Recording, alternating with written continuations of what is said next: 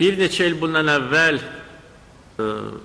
göstəriş vermişdim ki, bu plyonkalarla olan maşınların hamısının plyonkaları sökülsün və buna son qoyulsun. Özüm demişəm ki, mən prezidentam, mənim maşımda plyonka yoxdur.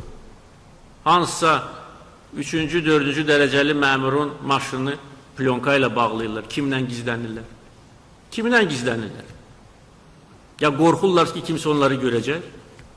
İndi cəmaət onları görsə nə olacaq onları? Əriyərlər onlar, nə olacaq? Mən demişəm, o vaxt tədbirlər görüldü, söküldü. Bugün səhər bura gəlməzdən əvvəl maraqlanırdım. Daxili İşlər Naziri deyir ki, keçən il təkcə 24 min plyonka söküldü. Və bu 24 adamın qulağı yoxdur. Onlar eşitmir ki, mən deyirəm, nə deyirəm. Yaxud da ki, onların yadından çıxır. Bu, o qədər də bəlkə də böyük məsələ deyil, amma bu bir göstəricidir. Bu nə ayrı seçkilikdir cəmiyyətdə?